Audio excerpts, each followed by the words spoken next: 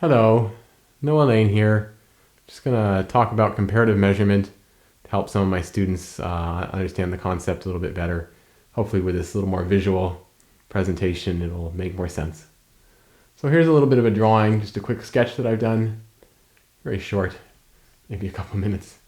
Here's my model. Just going to zoom in on him so we can see this. And then I'm going to just switch my focus mode here so I can hopefully get this to work the way I want it to. Just humor me for a moment. There we go. Perfect. So you can see my pencil here and my hand. So what we do is we lock our arm out. We're trying to compare two different measurements here. So we lock our arm. We're going to put the tip of the pencil at the bottom of his nose. Let's see if we can just adjust this focus a little bit more. So we can see a little bit of both. There we go. So we see him, bottom of his nose, and then I'm going to just slide my finger up, or my thumb, and mark on the pencil where the bottom of his chin comes. And then, let me see if I can just get my arm here. There we go. I'm going to compare that. So not moving my finger, I'm just going to move my whole arm up, put my mark at the bottom of his nose, and I see the tip of the pencil comes around a little bit above his eyebrow. So I roughly know here on him from the bottom of his chin to the bottom of his nose is roughly equal to the bottom of the nose to a little bit above his eyebrow. I'm just going to switch my focus mode here. And so now going back to my drawing, I let go of those little distances I had. And I just know that on my drawing I want to have those same relationships or distances. So I want from the bottom of the nose to the bottom of the chin to be roughly the same distance as from the bottom of the nose to a little bit above his eyebrow. So here I measure that, bottom of the nose to bottom of the chin, make that little mark. And I compare that up from the bottom of the nose to a little bit above his eyebrow.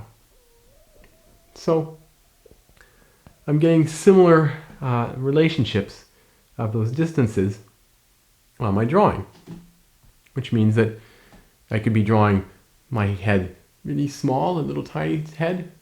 I'd still want the distance from the bottom of the nose to be the same as from the bottom of the nose to the bottom of the chin to be the same as from the bottom of the nose to the eyebrow. I could be drawing a huge head that was 30 feet high, but I'd still want the distance from the bottom of the nose to be this, and the bottom of the chin to be the same as from the bottom of the nose to a little bit above the eyebrow. And that's just because that in this particular case with this model, that's the distances that measure out on his face. Different people have slightly different proportions, so always being open to the individual face you're drawing. Now we can use this comparative measurement also in many different ways. We're going to compare from the tip of his nose to the start of his ear and see how that compares to the front of his face, the upright part of the front of his face. So we're going to move in here again, zoom in on him, turn this focus mode to manual focus, and let me just adjust this back a little bit. All right, so now we're going to measure, let's just adjust that a little bit more, from the tip of his nose and mark roughly where the ear starts. So you're doing this with one eye closed, so it's like the one-eyed camera here. And once we get that, we're going to rotate it and compare the front of his face, so we know what that on our drawing is decent proportion. So we see from the bottom of the chin to maybe a little bit above his eyebrow. So now we're going to just change this focus mode, zoom back to our drawing. And on our drawing, we know we want the distance from the ear now, the tip of the nose, to be roughly the same as from the chin to a little bit above his eyebrow. So we'll take that distance from the chin, a little bit above his eyebrow, and we'll rotate it. Let's take that distance from the chin to a little bit above the eyebrow, and we'll rotate it from the nose to around where the ear starts. So we can maybe push the ear back just fractionally. So basically, we're just trying to get all the relationships similar to what we're actually seeing on our model.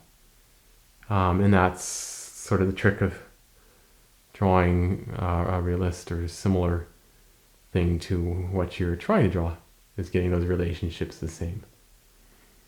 So I hope that was maybe of some help to you, and I look forward to talking about this more in class.